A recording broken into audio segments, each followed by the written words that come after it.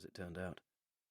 She'd gone to the festival and had the best time ever, writing a series of articles about her experience and selling it to a now-defunct music magazine, launching a whole new career out of one good deed. They'd dated for a few months, but they were better as friends. He'd returned to his house in Provence, and she'd ended up here in Raven's Edge, reuniting with her long-lost family and meeting Ben, whom she still hadn't got around to telling about Lorcan. She'd never told Lorcan about meeting Ben either, having a horrible feeling that neither man would approve of the other. Hence this moonlight trek through a dark, allegedly haunted forest. Honestly, sometimes she made things so difficult for herself. After 20 minutes' walk, the path widened into a single-track lane, and the outline of a building emerged from the shadows. A medieval farmhouse, long and low, the refurbished stone gleaming pale in the moonlight, the roof bristling with new thatch. There were no lights, which was odd, and the windows were dark, empty and dead. It was the classic sign of an empty house, and she felt that first twinge of unease. Was Lorcan at home? Did she have the right day? Did she have the right house? She walked around to the front. There was a freshly nailed sign on the gate that said, Ravenswood House. Definitely the right place. She pushed the gate open. A neatly clipped box hedge lined the path that ended at a sturdy wooden door. She switched off her phone, slid it into her pocket and knocked. There was a hollow echo from the other side, and the door creaked open. That was strange. Careful to keep her feet on her side of the threshold, she leaned inside. Hey, Lorcan! I'm here! The house remained silent. She knocked again, accidentally pushing the door further open. Lorcan? It's me!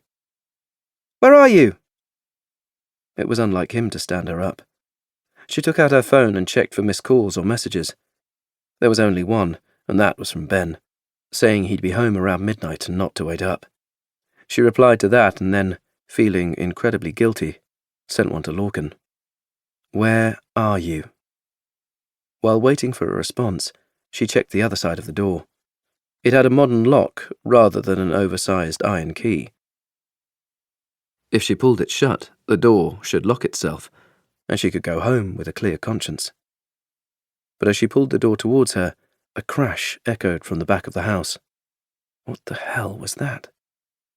Hesitating for not nearly long enough, Milla took a step over the threshold, into the cavernous hall. Lorcan? Are you okay? Ignoring the unassailable fact that the house would hardly be in darkness if he were in residence, she switched on the light and walked across the hall into a low, wide passageway that seemed to pass through the centre of the house. The scent of fresh paint made her cough, a testament to the newness of the deep, dark gold of the walls. Rather less attractive was the row of Victorian hunting trophies along each wall, their eyes watching her progress with glassy indifference. She grimaced. Lorcan's taste in interior design had not improved. A door on the left led into a large, modern kitchen, with crockery in the glass-fronted cabinets and cutlery in the drawers. If she needed any more evidence that he'd moved in, the clock on the cooker was set to the correct time.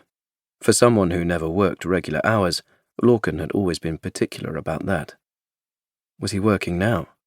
Strike that thought. The house was too quiet. Even when he wasn't strumming on his guitar, Lorcan played music wherever he went, creating endless playlists to soundtrack his life. She peeped into the sitting room, on the other side of the passageway, but that was deserted too. His guitars and extensive collection of vinyl records were here, but he wasn't. She headed back to the entrance hall. He hadn't replied to her message. He must have completely forgotten he'd invited her here, which was unflattering to say the least. The hall was 2 stories high, with a wooden staircase tucked into one corner. As she passed beneath the rafters, she heard a curious flapping sound.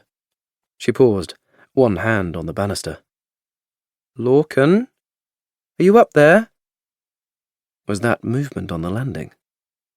Should she investigate? What if there was an intruder other than her? Hello?